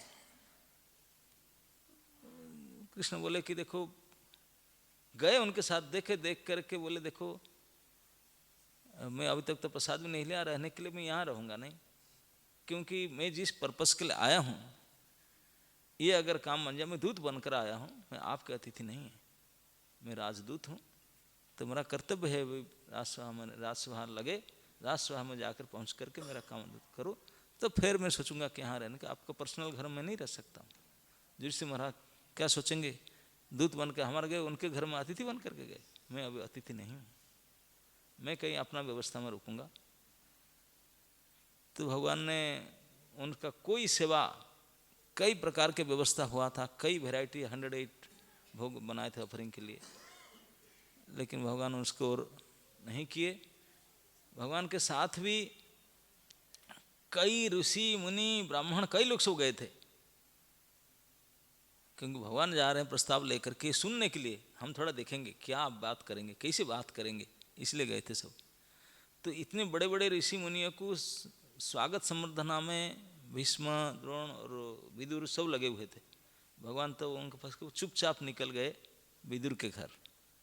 विदुर जी को पता नहीं था, पता भी नहीं चला, भगवान ने अपने चले गए गाड़ी लेकर के, विदुरानी घर में थी। अब जा कर के विदुरानी को पता था कि कृष्ण आ रहे हैं तो शायद यहाँ आ जाए, क्योंकि हम तो उनके पार्टी के लोग हैं, उनके पास न रह के पसंद शायद करें, यहाँ शायद आ जाए, और हमारे पति तो उनके परम मित्र हैं, उनके दोस्त हैं, शायद उनको लेकर आएंगे, लेकर तो आएंगे। इसलिए वो बहुत प्रसन्न थी, अपने घर को साफ सुथरा करके रखी थी, और सोचती थी आने से इसे बात करूँगी, ये करूँगी, खूब सोचती थी, बहुत उत्फुल्लित मती थी। और ये नहीं पता था कि अभी आ जाएंगे, वो पता था कि पतिदेव लेकर आएंगे साथ में। विदुर जी गए हैं, अब तो पता नहीं कब। अब वो स्नान करने गई थी, without information, without notice Krishna जाके पहुंच गए। पहुंच करके गाड़ी रोक करके चाची चाची करके बुलाने लगे। तो कई बार उनके शब्द सुनी थी, ऐसे नहीं, कई बार उनके सुन करके बुला रही, आ गए क्या? वो तो वही सोच रही थी, स्नान करते समय भी सोच रही थी, शायद आएंगे, मैं मिलूंगा। अब जो आवाज सुना कृष्ण का, सुनी, इतने खुश हो गई। अब तभी जमाने में तो बाथरूम नहीं हुआ करता था अटैच, अलग जगह में कहीं होता था, कहीं पानी रख करके बर्तन कुआं से निकाल करके इसे स्नान करते थे। तो इसे स्नान कर रही थी, तो जब आवाज सुनी सीधा भूल गई अपने आप को विस्मृत हो गई, प्रभु आगे करके दौड़ पड़ी। अब वस्त्र ही नहीं थी शरीर में, स्नान के घर में थी, उनको पता नहीं है कि मैं जा रहा हूं। आ करके गेट खोली और कृष्ण को देख करके पूर्ण विस्मृत हो गए। कृष्ण उनको देखे कि चाची को अपना उत्तरीय निकाल करके दिए उनको ढांकने के लिए शरीर। सचमुच हमारा ये जो शरीर है, स्थूल देह है, यही देह ही भगवान से हमको अलग करके रखा है, यही पर्दा है हमारे ऊपर, यही तो पर्दा है। स्थूल शरीर। तो इस पर्दा को ये दिव्य शरीर ही कवर करे। तो भगवान आपने दिव्यास्त्र दे दिए चाची को और बोले कि मुझे भूख लग रहा है, मैं आ गया खाने के लिए। अब कई चीज बनाई थी खाने देने के लिए, लेकिन भूल गई, अब याद ही कुछ नहीं है। अलमीरा खोल करके केले के एक धार निकाल ली। अब इतने प्रेम से, चलो जल्दी भूखे केला खा लो ना, हाँ केला खा लूंगा। केला छील करके केले को फेंक रहा है, केले की छिलके को दे रहा है।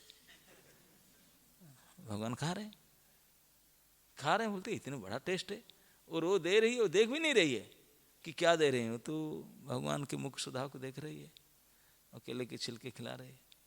विदुर जी ने व्यस्त थे, देखे बोले गरुड़ध्वज रथ नहीं है, गाड़ी कहाँ चला गया, पता लगे बोले गाड़ी तक अपने घर की तरफ है, मेरे घर चला गया, मैं है ही नहीं इधर, ये क्या कर रहे। तो विदुर जी दौड़ कर आए, आकर के देखे कि दोनों ये बैठ कर छिलका खा रहे हैं, वो बैठ कर छिलका दे रही है, कपड़ा भी नहीं पहनी है, उतरे ढंग करके। समझ गए बोले, आकर बोले क्या कर रही है, आप क्या खा रहे, जाओ पहले कपड़ा बदलो, डांटे। तब उनका ध्यान आया, बाह्य स्मृति हुआ। तो विदुरानी गई वस्त्र बदलने के लिए। विदुर बैठे बोले चलो मैं खिलाता हूँ। विदुर बोले ये गलती कर रही थी पगली, ये क्या कर रहे। तो उन्होंने छील करके केला खाने के लिए दी। भगवान ने मुख में लिए, विदुर का हाथ से केला लेकर बोले विदुर जी टेस्ट नहीं है उसमें चाची जी का आइटम अच्छा था, ये अच्छा नहीं।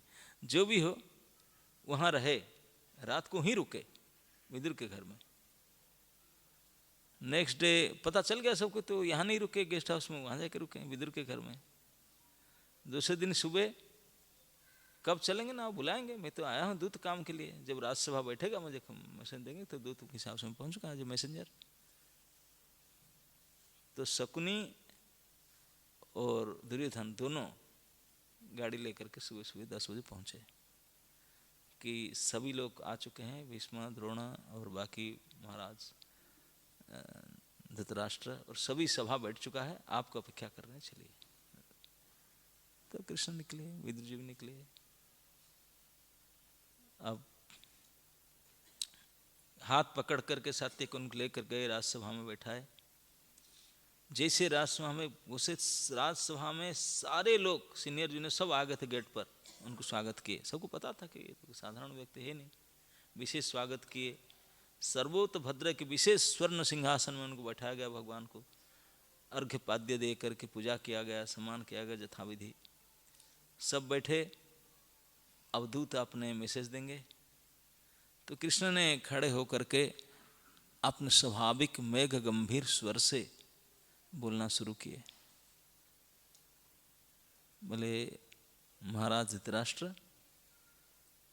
आप अभी पंडु के बाद में एक कुरु राज्य के राजा हो, राजपद पर बैठे हो, और अभी इसी समय में लगभग जितने राजा हैं सभी राजाओं में श्रेष्ठ राजा हस्तिनापुर को राज सिंह को माना जाता है, आप श्रेष्ठ माना जाता है, क्योंकि हस्तिनापुर के राज सिंहासन धर्म कुल ख्याति सब प्रकार से सदाचार आदि से बड़े श्रेष्ठता है, सभी प्रसिद्ध है। आप इस पोस्ट में बैठे हो हस्तिनापुर राज सिंहासन पर, आपकी सुरक्षा में पितामह भीष्म दुनिया प्रसिद्ध है, वो कैसे व्यक्ति हैं, वो आपके रक्षा करता है। और द्रोणाचार्य आचार्य हैं, कृप जैसे आपके कुल, इतने इस प्रकार से आप हो, तो जान करके हो अनजाने में हो, कई भी अनुचित असदाचार्य आप करना शोभा नहीं देता, ये अच्छा नहीं लगेगा। और आप होते हुए इस प्रकार मत कीजिए। मैं यही चाहता हूँ कि कोई असद आचरण घटे, इससे पहले अभी भी समय है, उसको रोक दिया जाए, और आप रोक सकते हैं।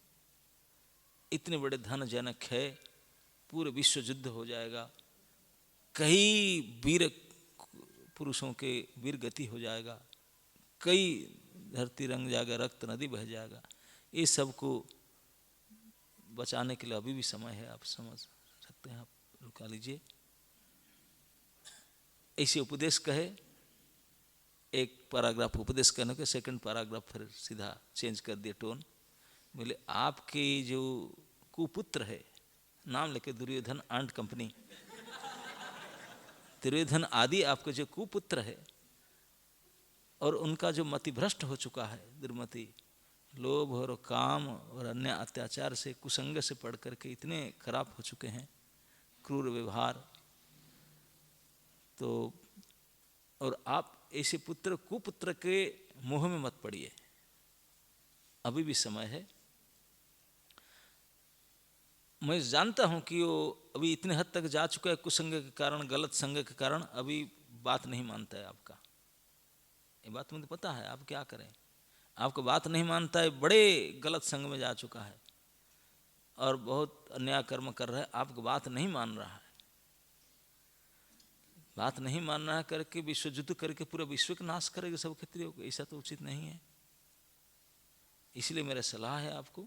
दुर्योधन बैठा था उनके सामने, बोल रहे थे वो, उनको कौन सा डर है। बोले मेरा ये सलाह है कि इसी स्थिति में तो आपके लिए उचित है, अभी आप राजा हो, आपके हाथ में सत्ता है, इतने बड़े बड़े आपके सपोर्टर हैं, उनका सामने कुछ नहीं है, वो बड़े बड़े सब आचार्य, बड़े बड़े दिग्गज बैठे हैं और आप राज आदेश करेंगे, उसी को आज्ञा करके पालन करेंगे। भीष्म, द्रोण, कृपा, उनके सामने कुछ नहीं है। और भी जो है, आप ये जो 4-5 लोग हैं, भगवान नाम लेकर बोले, दुर्योधन, दुशासन, शकुनी और कर्ण, बोले ये चारों को अरेस्ट कर लीजिए, अरेस्ट करके पांडव के हवाले कर दीजिए, वो जो ट्रीटमेंट करेंगे करेंगे, अरेस्ट कर भेज दिए। बाकी सब केवल इतना करने से शांति हो जाएगा सब। मैं जानता हूँ आप भी खराब नहीं, सब नहीं सोचते हैं, इसे करके इसे कर दीजिए। अब यहाँ बैठे थे वो चारों साथ में बैठे थे, उसको सुन करके वो तो ताली बजा करके चिल्ला करके अब उठ करके चले गए, चारों को चार गुस्से होकर के जा करके बोले, अरे ये तो दुशासन तो बोल दिया उठ जाते समय में, बोले भैया राजा तो आप है, लेकिन ये पिताजी कोई कुमंत्रणा दे रहे हैं, लगता है कि वो उनके कुमंत्रणा में पिताजी राजी होकर हमको अरेस्ट करेंगे हैं? तो इस बात पर गुस्से करके उठ कर गए, बोले पिताजी के अरेस्ट करेंगे, कृष्ण को हम अरेस्ट कर लेते हैं। कृष्ण को अगर अरेस्ट करके रख लेंगे, बांध कर रख लेंगे, तो जैसे दूध उबलता है ना, कभी कभी उफनता है, तो पानी डाल दो क्या होता है तुरंत। बोले ये पांडव का जो इतनी उफलना है, वो बोलना है कि ये कर लेंगे वो कर लेंगे, कृष्ण को अरेस्ट कर देने से उनका खत्म, जैसे छिड़काव मार दो उबलते दूध में, इसी प्रकार से उनके खत्म हो जाएंगे, पानी शक्ति खत्म हो जाएगा। केवल कृष्ण की वजह से इसको कर रहे हैं, मुझे पता है। उनको बांध कर अरेस्ट कर, अभी हमारे हाथ में है सैन्य शक्ति, हमारे मिलकर अरेस्ट कर देते हैं उनको। सात्यकी बहुत चौकन्ना थे, इसीलिए भगवान सात्यकी को साथ में लेकर रहे थे, उनको अद्भुत शक्ति थी। उन्होंने देख लिए थे, उनके आंखों को देखकर पढ़ लिए थे कुछ गड़बड़ करने जा रहे हैं। जैसे वो चारों गए, उनके पीछे पीछे सात्यकी चले गए थे, जाकर षड्यंत्र सुन लिए थे, वो अरेस्ट करने का सारी व्यवस्था कर रहे हैं। तुरंत उन्हें कृतवर्मा को बुलाए। कृतवर्मा यद्यपि उनके सपोर्ट में लड़ने के लिए आया था, दुर्योधन के सपोर्ट में, उसको बुलाकर बोले, कृतवर्मा पता है आपको ये द्वारकाधीश को अरेस्ट करके उनके ऊपर आघात करना चाहते हैं। कृतवर्मा तो सिंह जैसे गर्जन करने, बोले क्या ऐसे कैसे हो सकता है, यद्यपि माधव ने हमको भेजे हैं उनके सपोर्ट में लड़ने के लिए, लेकिन इसका मतलब नहीं कि हमारे मालिक के ऊपर हाथ उठाएंगे, हम होते होते ये हाथ उठने से पहले काट डालेंगे हमने, हमारा प्राण जब तक है, ऐसा नहीं हो सकता। तुरंत उनका अक्षौणी सेना को बुलाकर व्यूह रचना करके द्वार पर खड़े हो गए। कृतवर्मा कवच बांध लिए, तुरंत अपने अस्त्र शस्त्र लेकर के बिल्कुल रेडी हो गए। सात्यकी तो पहले ही थे रेडी, बोले तुम रेडी रहो गेट पर, मैं जाकर ठाकुर जी को मैसेज देता हूँ कि वो भी अलर्ट रहना चाहिए। तो सात्यकी ने आकर के भगवान को बताए, भगवान हंसने लगे, बोले सात्यकी तू क्या मुझे डाउट कर रहा है, वो क्या करेंगे मुझे, वो मुझे अरेस्ट करेंगे ना, फिर भी मैं आपका सेवक हूँ, मेरा कर्म तो मैं करूँगा। ठीक है, ओके थैंक यू। बोले बैठ जा साइड में, देख क्या होता है। तो सात्यकी को डाउट हुआ, बोला ये कुछ कर नहीं रहे हैं, और वो तो प्लानिंग करके सन्नी लेकर आएंगे अरेस्ट, तो जा करके विदुर जी को बुला। बोला जी देखिए इसी से मैं सुन के देख रहा है। विदुर जी रुष्ट हुए, गुस्सा हो करके जा करके बोले धृतराष्ट्र को, बोले भैया आपके वंश आज ही नाश करना चाहते, कुछ दिन तो और जी जाते। आज ही से जमपुर को जाने के लिए सब तैयार हो गए क्या? बोले मुझे सुन रहा हूं कि कृष्ण को बांधने के लिए प्रयास कर रहे हैं, तो मर जाएंगे, आज ही मर जाएंगे सब, कोई नहीं बचेंगे। ऐसे गाली दिया, क्योंकि सलाहकार थे उनके भाई थे। तो धृतराष्ट्र ने तुरंत बुलाया, भेज करके दुर्योधन को भेजो। दुर्योधन आया गुस्सा करके, तो दुर्योधन को बोले दुर्योधन तेरे इतने कुमति कैसे आया? एक तो दूत है, दूत को अरेस्ट करना धर्म नहीं है। दूसरा उनके बात पर खराब मत मानो, वो कोई खराब बात नहीं कर रहे हैं, बिल्कुल सत्य, वो निर्भय है, निर्भीक बात कर रहे हैं। उनके बात पर बुरा मान कर ऐसा मत करो, ऐसा मत समझो।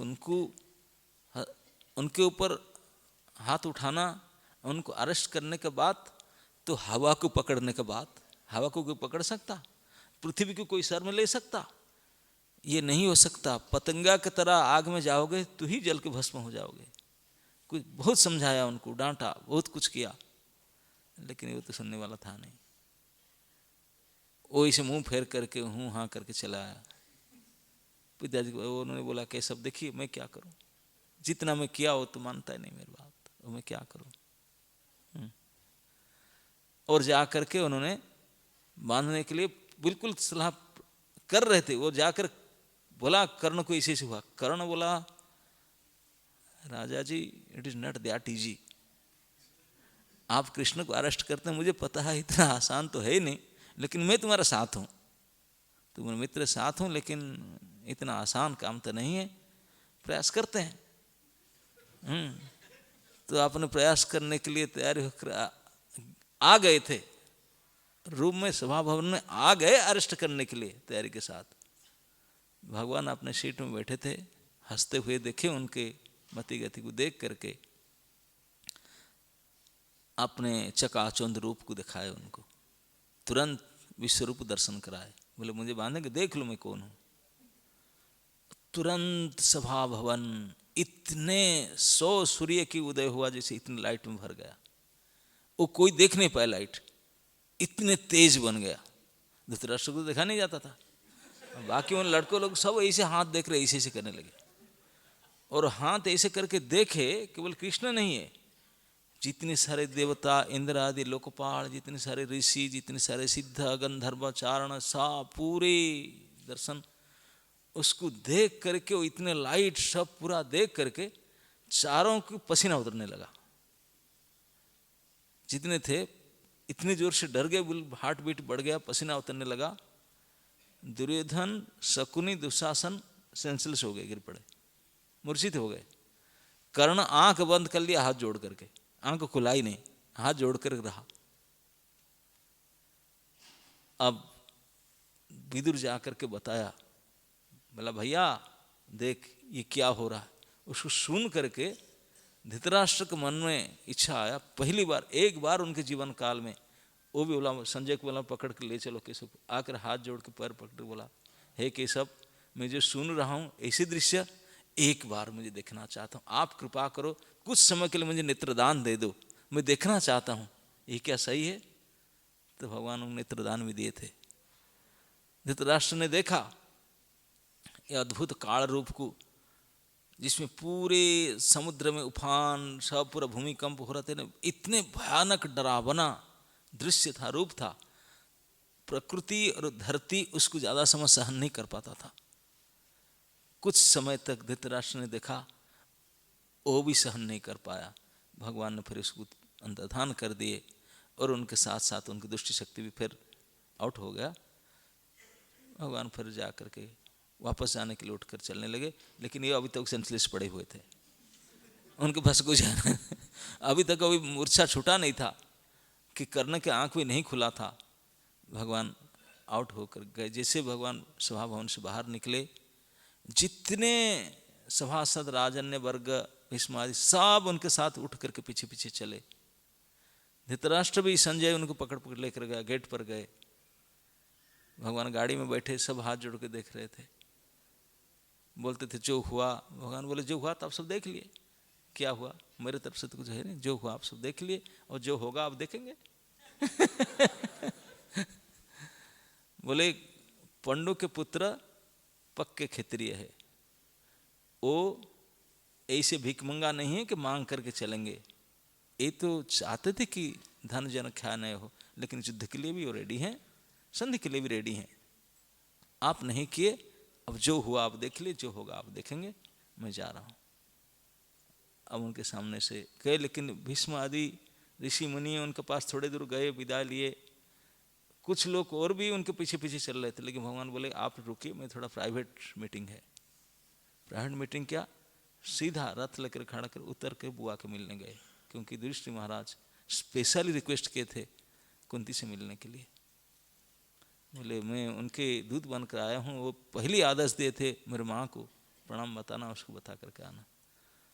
तो कुंती से मिलने के लिए, कुंती को पता था कि कृष्ण आए हैं तो मेरे पास तो आएंगे, क्योंकि गृहवधू थी, अलग से उनका भवन थी, और वो भी नहीं चाहती थी कि सारे ऋषि मुनि सब बड़े लोग मेरे घर में आए, मैं उनका आतिथ्य कैसे कर पाऊँ। लेकिन सबको रोक कर कृष्ण अकेले गए, बुआ के चरण छुए, प्रणाम किए। तो कुंती ने बोले कि अब क्या डिसाइड किया? ना जो डिसाइड किया, जो हुआ आपको पता चल जाएगा, मैं अभी मीटिंग करके मैं वापस जा रहा हूँ, आपको कुछ बोलना है तो बताओ।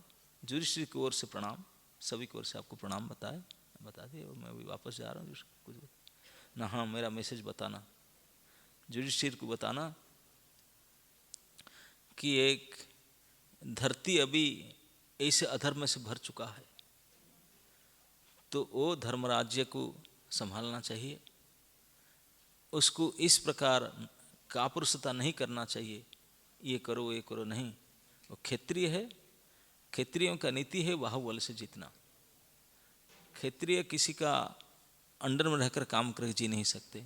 माता कुंती बोली बताना उनको, लोग ब्राह्मण होते हैं कहीं की नौकरी नहीं करेंगे, वो अपने स्वाध्याय से, अपने तप से, भिक्षा से जीवन यापन करेंगे, बाकी कुछ नहीं करेंगे। ये उनके नीति होता है, स्वभाव। क्षत्रिय वो अपने भुजाबल से लड़ेगा, मरेगा, लेकिन रूलिंग करके रहेगा, वो भी किसी का नौकरी करके ऐसे नहीं करेगा। वैश्य कृषि गोरक्षा वाणिज्य करके केवल शूद्र ही सबका सेवा करता है, तो वो क्षत्रिय पुत्र है। तो क्षत्रिय के धर्म को निभाना चाहिए, और धर्म पुत्र है। अभी समय आ चुका है उनको बोलना कि मैं यही चाहता हूँ कि धर्म को विचार करके जो निर्णय करे, क्योंकि सारे प्रजाओं को अपने अपने धर्म में टिकाए रखने का दायित्व है क्षत्रिय का, लीडर का। जब राजा सपोर्ट नहीं करेगा तो प्रजा लोग कोई धर्म पालन नहीं कर सकते। तो इसीलिए प्रजाओं के धर्म का 1/6 राजा को मिलता है, अपने आप ट्रांसफर होता है ऑनलाइन। क्योंकि प्रजा अगर धर्म पालन करेंगे 1/6 ऑटोमेटिक राजा को मिलेगा, क्योंकि राजा की सुरक्षा से सब कर पाएंगे। तो अभी सभी असुरक्षित हैं, तो ये राज्य को सुरक्षा प्रदान करना उसका प्रथम कर्तव्य है, धर्म स्थापन करना, ये मेरा संदेश है। और भीमसेन को बोलना कि मुझे दुख नहीं है कि मेरे पुत्र जंगल में है, मेरे दुख नहीं कि उनके राज्य हड़प लिया गया, मुझे दुख नहीं कि मुझे इतना प्रकार के हीनस्ता देखना पड़ता है, लेकिन मुझे एक दुख है कि मेरे पुत्र वधू को किस प्रकार अपमानित किया भरी राजसभा में। बदमाश दुर्योधन ने जिस प्रकार अनुचित वाक्य बोली, इस प्रकार दुष्वाक्य गाली देवान बोला, जिस प्रकार व्यवहार किया, वो दुख मुझे है, उसका प्रतिकार लेना चाहिए भीम को। भीम की बात बताना और अर्जुन को बताना कि मेरा ये संदेश है, एक क्षत्रियाणी, एक क्षत्रिय जननी जिस पर्पस के लिए कोई पुत्र जन्म करता है, इस पर्पस अभी आ चुका है, समय आ चुका है, तो ये काम करके देखा है, वही काम करना है उनको। और उनने जन्म के समय में देववाणी हुआ था अर्जुन के पैदा होने के समय में कि उन्होंने विश्व के अजय वीर होगा, तो उनकी वीरत्व को प्रदर्शन करने का समय आ चुका है। नकुल सहदेव को भी मेरा बात बताना कि प्राण को बाजी लगा कर पराक्रम करके भीख मांग कर मुझे पराक्रम से जिए। तो ये मैसेज ले करके कृष्ण गए, दूतत्व पूरा करके जा करके युधिष्ठिर महाराज पास पहुंच करके आज इट इज सब बता दिए। बोले अभी नो चांस, सब तो लड़ाई डिसाइड हो गया। जाते समय में कर्ण आया था उनको मिलने के लिए, तो भगवान ने सात्यकी को दूसरी गाड़ी में बड़ी प्राइवेट मीटिंग है कर्ण के साथ, तो कर्ण को अपने साथ बैठा करके कर्ण जाते समय रास्ते में बोले, एक प्राइवेट चल गए उनसे बातचीत की, बोले कर्ण देखो कुछ बताना चाहता हूँ आपको। बोले आपके साथ पता नहीं है, आप कुंती के पुत्र हो, प्रथम पुत्र हो, और अगर मेरे साथ में चलोगे मैं तुझे इंट्रोड्यूस करा दूंगा लेकर के। अभी भी युधिष्ठिर आपको युवराज घोषित करेगा और आपको बड़ा भाई मान करके आपको पूजा करेगा, मान्य करेगा। अर्जुन और भीम आपको छत्र चामर करेंगे, आपको पीछे पीछे चलेंगे, आप ही राजा बनेगा। और इन कुसंगी के द्वारा उनके साथ क्यों आप पढ़ते हैं, ऐसे करके भगवान ने जब उनको बताया तो कर्ण बोले कि हे केशव, ये बात मुझे पता चल गया है कि मेरे माता में कुंती है। इस अवस्था से भुवन भास्कर से मुझे प्राप्त करके उन्हीं के आज्ञा से, सूर्य मुझे कहे, उनको कहे कि कहते मुझे अधिरथ सुत ने गंगा के प्रभाव से उठा करके पालन लालन किया था। छोटे बच्चे को टॉयलेट पेशाब साफ करते हुए मेरा सब कुछ, छोटे जन्मजात शिशु को लेकर के मुझे पालन लालन किया, सब कुछ मेरा किया, बढ़ाया कुड़ाया, जो भी कुछ किया। एक शादी भी करा दिया मेरा सुत वंश में, और मेरे पुत्र प्रपुत्र हो चुके हैं। लेकिन जीवन में बहुत दुख है, कुछ भी हुआ हमेशा दुर्योधन मुझे साथ दिया था, कई मान अपमान में किस प्रकार से।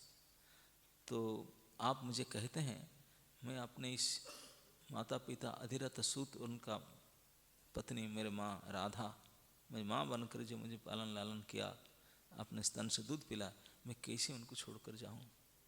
वो आशा रखते हैं कि मैं उनके पिंडदान करूं, उनके पिंडदान न करके मैं छोड़ करके राज्य भोगूं, जाकर राजा बनूं। आप उसको चाहता, आप उसको अनुमति नहीं देंगे, अनुमोदन नहीं करेंगे, तो इसलिए मैं नहीं जा सकता। मुझे पता है फिर भी नहीं जा सकता उनको छोड़ करके, मुझे उनके पिंडदान करने के मुझे रहना होगा। और दुर्योधन असमय में मेरे मित्रता स्वीकार करके जो मुझे मदद किया है, और उनके मदद के समय मैं उसको छोड़ दूंगा, क्योंकि मेरे भरोसा में वो भी युद्ध के जा रहा है, मैं छोड़ करके जाऊंगा, ये भी अपकीर्ति होगा मुझे। और आप मुझे पूछते हैं, मेरे मन की बात मैं आपको कहता हूँ, मैं भी जानता हूँ आप कौन है। करने बता, मुझे पता आप कौन है। मेरे मन की बात ये है कि जो मेरे कर्म में है मुझे मिलेगा, लेकिन हे केशव, वो दिन ज़्यादा नहीं है। आपके तो ही विचार है, अर्जुन मुझे मर्डर करे, आप ही देखना चाहते हैं। That's good, let him do that. और दुर्योधन एंड पार्टियों को, भीमसेन सभी को ऑल आउट कराएगा, पूरा सेंचुरी स्कोर करेगा। आपके सामने ही होगा, ये सब होगा, वो होना ही चाहिए। मैं भी चाहता हूँ कि धर्म राज्य हो, जहाँ युधिष्ठिर है, अर्जुन है, वही राज्य संभाले। मैं जानता हूँ कि वो राज्य के लिए लायक नहीं है दुर्योधन, लेकिन मैं भी विवश हूँ, मुझे क्षमा करे। लेकिन ये सब कराइए, मुझे भी मर्डर कराइए, उनको समझ दुर्योधन को राजा कराइए, इसलिए आप अर्जुन को सहायता कीजिए, मैं भी यही चाहता हूँ। तो भगवान ने अर्जुन कर्ण को आलिंगन कर लगे, ओके थैंक यू, विदा करके गए। जा करके अब बोल दिए, बोले ठीक है अब जाओ, बता देना कि अभी ये जो दूत बन करके भगवान आए थे वो कार्तिक महीना था, कार्तिक महीना में आए थे। बोले कि अभी ज़्यादा लेट नहीं करना चाहिए, डिसाइड हो गया तो मैनू भैनू डिसाइड करते हैं। तो भगवान ने डिसाइड किए, बोले भी अगले अमावस्या आ रहा है, कार्तिक पूरा होगा, उससे आप निकलो। अब इसी अभी ये शुभ समय, मार्गशीर्ष मास शुभ काल है, अभी बारिश फारिश सब जा चुका है, हेमंत ऋतु आ चुका है, तो कीचड़ सूख चुका है सब जगह में, मक्खियाँ अभी नहीं है, पानी सब क्लियर हो चुके हैं, तो निर्मल हो चुके हैं, ये उत्तम काल है।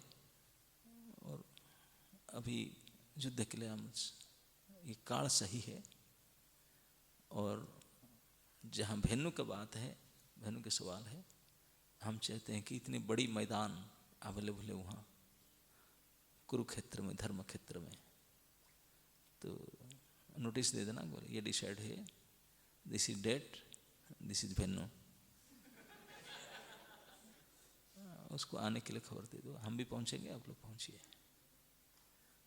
तो उनको डिसीजन दे करके मेनू एंड भेनु डिसाइड करके भगवान ने गए वापस, और जा करके युधिष्ठिर महाराज को बताए, और पूरी प्रस्तुति होने लगा, तैयारी होने लगा, कई बैलगाड़ियों के साथ सैकड़ों हजारों उनकी तरफ से उनकी तरफ से कुरुक्षेत्र में आने लगे, क्योंकि करोड़ों संख्या में लोग को आने था, कि वो लोग नहीं, बैल, हाथी, घोड़े, वाशरमैन, कई धोबी आए, कई लेबर आए, क्योंकि पूरे सब व्यवस्था किया जाए ना, रहने ठहरने खाने के लिए व्यवस्था, कई व्यापारी बिजनेस करने के लिए, दुकान बाजार लगाने के लिए, छोटा सा मेला कितने दुकान लगा है, तो 1000 व्यवसायी दुकान सजाने के लिए आए थे, क्योंकि वैसे सामान करोड़ लोग रहेंगे, युद्ध चलेगा डेली, कोई लाश उठाने वाले, कई प्रकार के लोग आने लगे।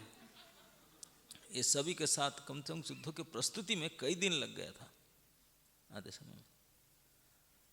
तो ये भीषण युद्ध की प्रस्तुति, सारे लोग कई सैकड़ों हजारों गाड़ी में लेकर के सारे सामान, डॉक्टर चिकित्सक भी आते थे, क्योंकि लड़ाई में सबसे ज़्यादा ज़रूरत है मेडिसिन का, fast aid box, doctor, operation theatre, ये सब इधर करना पड़ेगा व्यवस्था, इमरजेंसी वार्ड, एम्बुलेंस उठाकर इमरजेंसी लाना पड़ेगा, तभी जमाना में सकता। सारी व्यवस्था के साथ दोनों तरफ से तैयारी चलने लगा, उस तैयारी में विस्तृत रूप से तैयारी चलने लगा। ऐसे आता है कि खाने पीने का विचार से भूल गए थे, क्योंकि सब मरने मारने के लिए आए हैं, लेकिन भूखा तो रहेंगे नहीं, खाएंगे ही। तो भोजन के लिए एक ही राजा ने दायित्व लिए थे, वो बोलते हैं कि उडुपी के जो राजा आए थे, वो फूड डेवलपमेंट डिपार्टमेंट संभाले, दोनों तरफ से बोले हम संभालेंगे, दोनों तरफ को फ्री फूड देते थे, फ्री भोजन था दोनों तरफ के, और जिनको जो मेनू चाहिए था वही मेनू देते थे। ऐसे कहावत है कि उन्हें कुकिंग इंचार्ज बने, और एवरीडे, क्योंकि लाखों करोड़ों की संख्या बनता था, और डेली कितने आउट हो जाते थे वो तो खाएंगे नहीं, कितना मरेंगे क्या पता, काल कितने बनाएंगे, कितने मरेंगे तो पता नहीं। कितने की फूड, कितने प्लेट काल के लिए जरूरत है। तो लेकिन उनका जो किचन चल रहा था, उसमें कहते एक भी दिन उनका कभी एक्स्ट्रा फूड फेंका नहीं गया, इतना ही बनाते थे जितना ही। तो उनको पूछा गया था एक बार, किंग उडुपी को पूछा गया था, आप कैसे मैनेज करते थे, पहले दिन तो कोई करोड़ों का बना है, इतने घोड़े के लिए, हाथी के लिए, इतने इनके लिए, इतने लोग खाएंगे, फिर दूसरे दिन के इतने आउट हो रहे हैं, तो कितने कितने मैनेज करके नष्ट नहीं हो रहा था। बोला डेली डेली रात को मैं जाता था कृष्ण के कैंप में, और एक थाली में मूंगफली लेकर जाता था, तो तो कृष्ण ने कुछ मूंगफली खा लेते थे, मैं गिन कर दाना देता था, कुछ खा लेते थे और बाकी कुछ छोड़ देते थे। तो मैं जितने छोड़ देते थे इतने प्लेट बनाता था, और जितने खा लेते थे आउट हो गए। जितने कृष्ण चुबा लिए वो चुबा गए। इसीलिए जो विश्व रूप में अर्जुन ने देखा सब ग्राइंड हो रहे भगवान के दांत, पीस रहे थे, वही पीस रहे थे, मूंगफली के दाना की तरफ पीस जा रहे थे। सचमुच भगवान तो सारथी बने थे, प्रतिज्ञा करते बोले मैं अस्त्र भी धारण नहीं करूंगा, लेकिन अस्त्र धारण नहीं किए, लेकिन पूरे 18 दिन दोनों तरफ के युद्ध में पूरे युद्ध का संचालन, पूरे लड़ाई सब कुछ से ड्राइवरी कर रहा था। पूरा हल्ला मच चुका था कौरव वाहिनी में, क्या करें, क्योंकि सारे रथी अर्जुन को टारगेट कर रहे थे। इतने जितना उनका पूरे तपस्या का, पूरा जीवन का सबसे महाबाण रखे थे उसको चला रहे थे। आके सर पिट रहे थे, क्या करें, कभी नहीं बच सकता था, मर जाता था। लेकिन ड्राइवर ही ऐसा है कि वो क्या करे। गाड़ी ऐसे ड्राइविंग करता है, कभी नीचे कभी ऊपर, कभी बाएं कभी दाएं, कभी क्या करता है वो। अर्जुन क्या लड़ाई तो आपसे ड्राइवर ही कर रहा था, रथी नहीं लड़ रहा था, सारथी लड़ रहा था। ये सभी को पता था, इसीलिए सारथी बने थे। रथी बन करके काम नहीं कर सकते थे, सारथी बन करके क्या क्या किए, कैसे किए। अब तो युद्ध की प्रस्तुति हो रहा है, सब दुकानदार, डॉक्टर, बिजनेस, लेबर, टेंट फेंट सब बन रहा है, अभी रेडी हो रहा है। अब काल एकादशी है, अब काल देखेंगे कि युद्ध की शुरुआत में क्या हो रहा है। हरे कृष्ण।